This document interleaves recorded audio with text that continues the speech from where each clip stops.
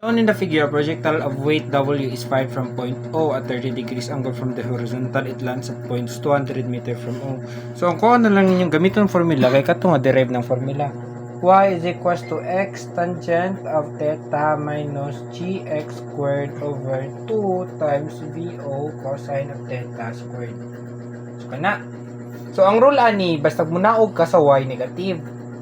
Basta mo atras ka sa X, negative. So, siya, ning naog siya 1,200, ni abante siya 1,600. So, negative 1,120 is equals to, ni abante siya 160, tangent of 30, minus 9.81 times, fix na niya, dapat minus ni Permi. 9.81 times 160 squared over 2 times VO cosine of 30 squared.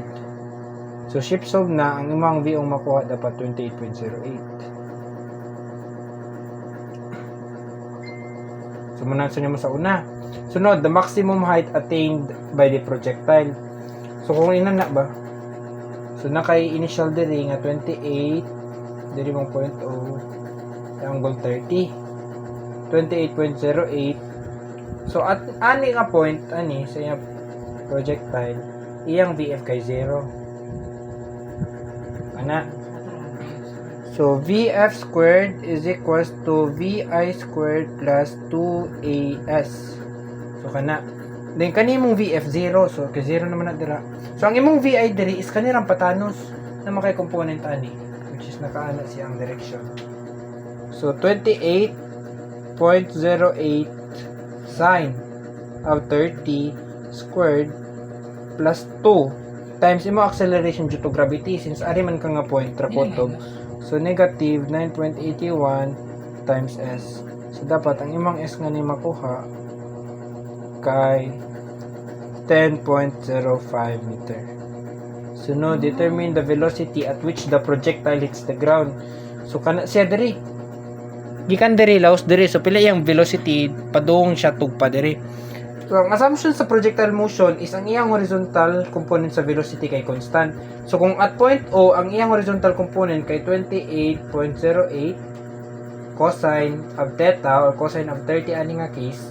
So, mo siya gyapon yung horizontal velocity sa A. So, mo na kang velocity of AX is equals to 28.08 cosine of 30. So, mo ni siya imong VAX. Sunod ang imong VAY. So, dili na siya mag-vary. So, VAY nimo is same formula.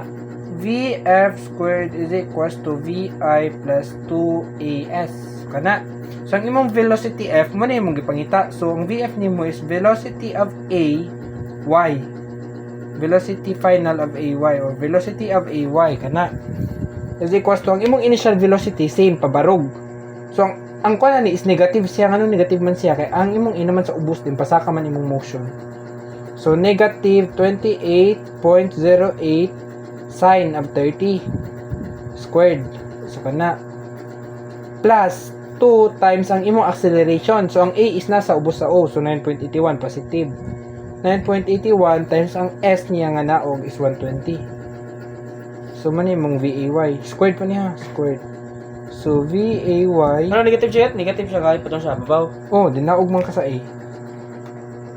Makancel naman na anyway, i-square man na mo. 28.08 squared. No. Ay, makuha na. Ay, wala pa na ni. 08 sine of 30 squared plus 2 times 9.81 times 120. So, naka 50.51. 50.51 meter per seconds. So, ang imong velocity of A resultant siya. VAX 08 cosine of 30 squared plus 50.51 squared. Square root of 1 squared plus 28.08 cosine of 30 56.06.